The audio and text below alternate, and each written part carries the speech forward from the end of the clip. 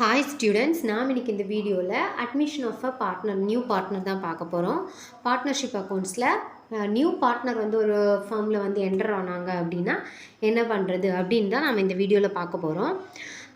நம்ம லாஸ்ட் வீடியோவில் பார்ட்னர்ஷிப் அக்கௌண்ட்னா என்ன, அதோட பார்ட்னர்ஷிப்பில் வந்து எப்படியெல்லாம் ப்ராப்ளம் பண்ணலாம், ஃபைனல் அக்கௌண்ட்ஸ் ப்ராப்ளம் எப்படி பண்ணலாம், கேபிட்டல் அக்கௌண்ட்ஸ் எப்படி பண்ணலாம் எல்லாமே வீடியோ போட்டிருக்கேன். பார்க்கலன்னா பாருங்கள். இந்த வீடியோவில் நம்ம பார்க்க போகிறது admission of a new partner. ஒரு நியூ பார்ட்னர் வந்து ஒரு பிஸ்னஸ்குள்ளாடி என்ட்ரு ஆனாங்க அப்படின்னா அது எப்படி பண்ணுறதுன்னு தான் பார்க்க போகிறோம். அட்மிஷன் ஆஃப் எ நியூ பார்ட்னர்னால் ஃபஸ்ட் என்னன்னு பார்க்கலாம். According to the partnership act 1932, a new partner can be admitted into the firm only when the consent of all other existing partners unless otherwise agreed upon. அதாவது எல்லாரோட அந்த இப்போ ஒரு புதிய partner வந்து ஒரு பிஸ்னஸில் வந்து என்ட்ரு ஆகிறாங்க. இப்போ ஏபி 2 பேர் இருக்காங்கன்னு வைங்க, ஒரு பிஸ்னஸ் ரன் பண்ணிகிட்ருக்காங்க. அவங்க வந்து அவங்களுக்கு ஃபினான்ஷியலாகவோ அல்லது ஆர்கனைசேஷனில் வேறு ஏதாவது ஹெல்ப் தேவைப்படுது அப்படின்னா ஒரு புதிய பார்ட்னர் அவங்க என்ன பண்ணலான்னா அப்பாயிண்ட் பண்ணலாம். அந்த புதிய பார்ட்னர் இப்போ வந்து சின்னு வச்சுக்கோங்களேன். அப்படி அவர் வந்து என்ட்ரு ஆகிறாருன்னா அவர் தான், அந்த சியை தான் நம்ம என்ன சொல்லுவோம்னா நியூ பார்ட்னர் அப்படின்னு சொல்லுவோம். ஏன்னா இவங்க 2 பேருமே ஆல்ரெடி இருக்கிறதுனால இவங்க 2 பேருமே எக்ஸிஸ்டிங் பார்ட்னர்ஸ். சி வந்து புதுசாக வரதுனால அவர் தான் யார், நியூ பார்ட்னர். இது வந்து இவங்க 2 பேரோட ஒப்புதல், அதாவது கம்பெனியோட ஒப்புதல் மூலமாக நடக்கணும் அல்லது வந்து ஏதாவது அக்ரிமெண்ட் மூலமாக இந்த பார்ட்னர் வந்து அவங்க வந்து என்ன பண்ணலாம், அப்பாயிண்ட் பண்ணலாம். When the admission of a new partner, the partnership firm is reconstituted and a new agreement is entered into carry on the business of the firm. அதாவது புதிய பார்ட்னர் வந்து என்ட்ரு ஆகும்போது, பிஸ்னஸ்குள்ளாடி என்ட்ரு ஆகும்போது பார்ட்னர்ஷிப் ஃபார்மை வந்து என்ன பண்ணணும்னா திரும்ப வந்து ரீகான்ஸ்டிடியூட் பண்ணணும். அதே மாதிரி புதுசாக வந்து என்ன பண்ணணும், நியூ அக்ரிமெண்ட்லாம் போடணும். இதான் வந்து என்னது அட்மிஷன் ஆஃப் அ பார்ட்னர். அடுத்து, what are the characteristics of admission of a partner. New partner வந்து நியூ பார்ட்னர் அட்மிட் பண்ணும்போது அதில் உள்ள கேரக்டரிஸ்டிக்ஸ் என்னென்னலாம் பார்க்கலாம். அதோட இம்பார்ட்டன்ட் ஃபேக்டர்ஸ் என்னெல்லாம்னா, ஒரு பார்ட்னர் என்ட்ரு ஆகும்போது ஃபஸ்ட்டு என்ன பண்ணணும்னா வேல்யூவேஷன் அண்ட் அட்ஜஸ்ட்மெண்ட் ஆஃப் குட்வில்லை வந்து என்ன பண்ணணும், வேல்யூ பண்ணி அட்ஜஸ்ட்மெண்ட் பண்ணணும். குட்வில் தான் தெரியும் கம்பெனியோட நற்பேர், அதை வந்து என்ன பண்ணணும்னா வேல்யூ பண்ணி அட்ஜஸ்ட்மெண்ட் பண்ணணும். அடுத்து revaluation of assets and reassessment of liabilities. அதாவது ரீவேல்யூஷன் ஆஃப் அசட்ஸ்னால் என்னென்னா, கம்பெனியில் வந்து இப்போ வந்து பழைய பார்ட்னர்ஸ் இருக்கும்போது அங்கே வந்து என்னெல்லாம் இருக்கும், அசட்ஸ் வந்து ஒரு விதமாக இருக்கும். புதிய பார்ட்னர் என்ட்ரு ஆகும்போது அவர் அசட் கொண்டு வரலாம், கேபிட்டல், கேஷ் எல்லாமே கொண்டு வரலாம். அதை வந்து என்ன பண்ணணும்னா அவங்க ரீவேல்யூஷன் பண்ணணும். அதான் வந்து என்னது ரீவேல்யூஷன் ஆஃப் அசட்ஸ். ஆல்ரெடி இருக்க எவ்வளோ லியாபிலிட்டிஸ் அதை வந்து ரீஅசஸ்மெண்ட் பண்ணணும், திரும்ப மதிப்பிடணும். இதான் வந்து என்னது revaluation of assets and reassessment of liabilities. அடுத்து distribution of accumulated profits reserves. அதாவது ஆல்ரெடி இருக்க ரிசர்வ்ஸை வந்து என்ன பண்ணணும்னா டிஸ்ட்ரிபியூட் பண்ணணும். அடுத்து வந்து லாஸ்ட் பாயிண்ட் என்னென்னா அட்ஜஸ்ட்மெண்ட் ஆஃப் பார்ட்னர்ஸ் கேபிட்டல். அதாவது அப்படின்னா என்னென்னா ப்ராஃபிட் ஷேரிங், கம்பெனியில் வந்து புதுசாக ப்ராஃபிட் வந்து கிடைக்கும்போது ஷேர் பண்ணுறது எந்த ரேஷியோவில் தான் அவங்க ஷேர் பண்ணுவாங்கன்னா, அந்த பார்ட்னர்ஸ் வந்து எவ்வளோ கேபிட்டல்ஸ் கொண்டு வராங்களோ அந்த அட்ஜஸ்ட்மெண்ட்டில் தான் அவங்க என்ன பண்ணணும்னா அந்த ப்ராஃபிட்ஸை வந்து அவங்க வந்து ஷேர் பண்ணணும். இவ்வளோ கேரக்டரிஸ்டிக்ஸ் தான் வந்து என்னது புதிய பார்ட்னர் என்ட்ரு ஆகும்போது இருக்கக்கூடிய கேரக்டரிஸ்டிக்ஸ். இதில் நம்ம ஒரு 2 ப்ராப்ளம் பார்த்துடலாம். ரொம்பவே ஈஸி, பார்த்துக்கோங்க. Calculation of new profit sharing ratio and sacrificing ratio. New profit sharing ரேஷியோவும் சாக்ரிஃபைசிங் ரேஷியோவும் கேல்குலேட் பண்ண சொல்லியிருக்காங்க. A and B are partners in the partnership in the business sharing profits இந்த ரேஷியோ ஆஃப் 5:3. அதாவது ஏயும் பியும் பார்ட்னர்ஸாக இருக்காங்க. அவங்க வந்து ஒரு பிஸ்னஸை வந்து ரன் பண்ணிகிட்ருக்காங்க. அவங்களோட ப்ராஃபிட்டை வந்து அவங்க எப்படி எந்த ஷேரில் பிரிக்கிறாங்க அப்படின்னா 5:3ங்கிற ஷேர் ரேஷியோவில் பிரிக்கிறாங்க. they decide to admit C into the firm. இது நாட் ஃபார்ம், இது வந்து ஃபர்ம், சரியா? Form, FIRM. நான் இது தப்பாக எழுதிட்டேன், சாரி. புதிய பார்ட்னர் வந்து என்ட்ரு ஆகுறது, அவங்க புதிய பார்ட்னர் வந்து சிங்கிறவரை அட்மிட் பண்ணலாம் அப்படின்னு டிசைட் பண்ணுறாங்க. அவருக்கு எவ்வளோ ஷேர் கொடுக்குறாங்கன்னா 1/6 ஷேர் கொடுக்கலாம் அப்படின்னு வந்து டிசைட் பண்ணிட்டாங்க. Calculate profit sharing ratio and sacrificing ratio of the partners. அதாவது நியூ ப்ராஃபிட் ஷேரிங் ரேஷியோவும் சாக்ரிஃபைசிங் ரேஷியோவும் சாக்ரிஃபைசிங் ரேஷியோனா என்னென்னா ஆல்ரெடி இருக்க இந்த 2 பார்ட்னர்ஸோட அவங்க எவ்வளோ சாக்ரிஃபைஸ் பண்ணுறாங்க தான் வந்து என்னது சாக்ரிஃபைசிங் ரேஷியோ. அதை வந்து கேல்குலேட் பண்ண சொல்லியிருக்காங்க. இது புதிய பார்ட்னர் என்ட்ரு ஆகும்போது, சரியா? புதிய பார்ட்னர் என்ட்ரு ஆகும்போது எப்படி வந்து நியூ ப்ராஃபிட் ஷேரிங் ரேஷியோவும் சாக்ரிஃபைசிங் ரேஷியோவும் கேல்குலேட் பண்ணுறதுன்னு பார்க்கலாம். ஃபஸ்ட்டு என்ன பண்ணணும்னா new profit sharing ratio first calculate பண்ணணும். அதுக்கு டோட்டல் ப்ராஃபிட் வந்து நம்ம என்னவா எடுக்கணும்னா 1ன்னு எடுக்கணும், சரியா? மொத்தமாகவே இந்த கம்பெனியில் இருக்க டோட்டல் ப்ராஃபிட் நம்மளாக அஸ்யூம் பண்ணுறது 1ன்னு எடுக்கணும். ஷேர் வந்து கிவன் டு சிக்கு வந்து எவ்வளோ ஷேர் கொடுக்கலான்னு சொல்கிறாங்க, 1/6 ஷேர் வந்து கொடுக்கலான்னு சொல்கிறாங்க. மொத்த ப்ராஃபிட் எவ்வளவு 1, சிக்கு கொடுக்க சொல்கிற ஷேர் எவ்வளவு 1/6. ஸோ இந்த 1லேருந்து இந்த 1/6 சிக்கு கொடுக்க வேண்டிய ஷேரை வந்து லெஸ் பண்ணணும். 1 - 1/6. இங்கே வந்து 1/6 இருக்குது, இங்கே 1 இருக்குது. அப்போ நம்ம எப்படி என்ன பண்ணோம்னா எல்சிஎம் எடுக்கணும். எல்சிஎம் எடுக்கணும்னா என்ன பண்ணோம்னா 2 இங்கே இருக்க 6 அதே இதுதான், இதுக்கு கீழேயும் 6 தான் வரணும். சரியா? எல்சிஎம் எடுக்கும்போது கீழே இருக்க டினாமினேட்டர் வந்து ஒரே மாதிரி இருக்கணும்.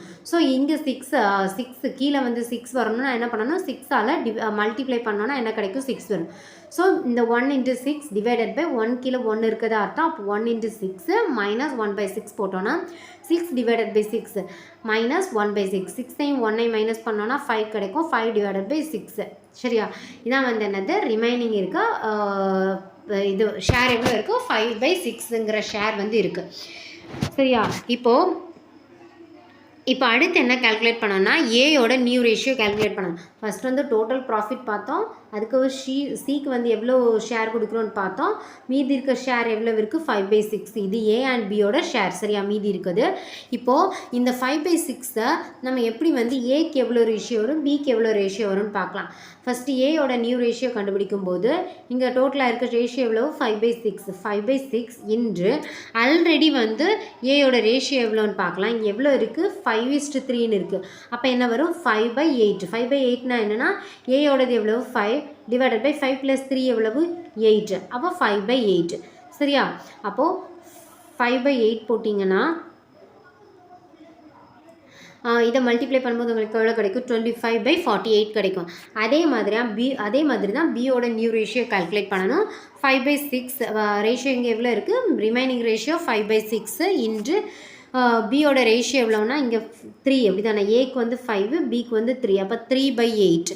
ரெண்டையும் மல்டிப்ளை பண்ணிங்கன்னா 15 டிவைடட் பை 48 கிடைக்கும். 15 டிவைடட் பை 48 கிடைக்கும். அடுத்து என்ன கால்குலேட் பண்ணோம்னா சியோட நியூ ரேஷியோ. இங்கே அவங்க என்ன சொல்லியிருக்காங்க, 1/6 வந்து கொடுக்கலாம் அப்படின்னு வந்து சொல்லியிருக்காங்க. அப்படி தானே? 1/6ங்கிற ஷேர் வந்து கொடுக்கலாம் சிக்கு அப்படின்னு சொல்லியிருக்காங்க. இப்போ நீங்கள் பார்த்தீங்கன்னா ஏக்கும் சரி பிக்கும் சரி டினாமினேட்டரில் என்ன இருக்குது, 48 இருக்குது. பட் சிக்கு என்ன இருக்குது, 6 இருக்குது. ஸோ இந்த 6 நம்ம என்னவா பண்ணணும், 48ஆக மாற்றணும். அப்போ தான் எல்லாருக்கும் 3 பேருக்கும் சேமாக வரும். சரியா?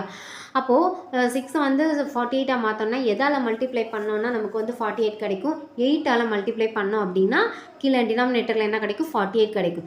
ஸோ 1/6 × 8/8 போட்டிங்கன்னா 8 × 1 8 டிவைடட் பை 6 × 8 48. ஸோ சியோட நியூ ரேஷியோ கிடச்சிருச்சு. இப்போது ஏபிசி உங்கள் 3 பேருக்கு நியூ ரேஷியோ பாருங்கள். 25 divided by 48 is to 15 divided by 48 is to 8 divided by 48. அப்போது இவங்களோட ஏபிசிக்கோட நியூ ரேஷியோ என்னது, 25:15:8. இதான் வந்து என்னது நியூ ரேஷியோ. சரியா? இப்போ new profit sharing ratio calculate பண்ணிட்டோம். அடுத்து நம்ம பார்க்க போகிறது வந்து சாக்ரிஃபைசிங் ரேஷியோ. இதுக்கு வந்து ஃபார்முலா என்னென்னா old ratio minus new ratio. Old ரேஷியோலேருந்து நியூ ரேஷியோவை மைனஸ் பண்ணோன்னா நமக்கு என்ன கிடைக்கும், சாக்ரிஃபைசிங் ரேஷியோ கிடைக்கும். சாக்ரிஃபைசிங் ரேஷியோ யாருக்கு தான் கால்குலேட் பண்ணணும், அப்போ ஆல்ரெடி இருந்த பார்ட்னர்ஸ்க்கு, எக்ஸிஸ்டிங் பார்ட்னர்ஸ்க்கு. நியூ பார்ட்னர் என்டர் ஆகிறவங்களுக்கு என்ன கால்குலேட் பண்ணக்கூடாது, சாக்ரிஃபைசிங் ரேஷியோ கால்குலேட் பண்ணக்கூடாது. ஆல்ரெடி இருக்கவங்களுக்கு தான் கால்குலேட் பண்ணணும். அப்போ இந்த ப்ராப்ளத்தில் ஆல்ரெடி இருக்கவங்க யார், ஏயும் பியும். அப்போ ஏக்கும் பிக்கும் தான் நம்ம என்ன கால்குலேட் பண்ணணும், சாக்ரிஃபைசிங் ரேஷியோ கால்குலேட் பண்ணணும். ஏயோட ஓல்டு ரேஷியோ எவ்வளவு, 5/8. அப்படி தான் நான் ப்ராப்ளத்திலே கொடுத்துருக்காங்க, 5/8. ஏயோட நியூ ரேஷியோ எவ்வளவு, 25 டிவைடட் பை 48. அப்போ இந்த ரெண்டையும் மைனஸ் பண்ணணும். மைனஸ் பண்ணணும்னா என்ன பண்ணணும், டினாமினேட்டரில் ஒரே மாதிரி வேல்யூ இருக்கணும். இங்கே 8 இருக்குது, இங்கே 48 இருக்குது. ஸோ என்ன பண்ணணும், இதையும் 48ஆக மாற்றணும். ஸோ நம்ம என்ன பண்ணுறோம், 6ஆல் மல்டிப்ளை பண்ணுறோம். அப்படி மல்டிப்ளை பண்ணி கிடைக்கிற ஆன்சர் என்னது, நமக்கு லாஸ்ட்டில் நமக்கு 5/48 கிடைக்குது.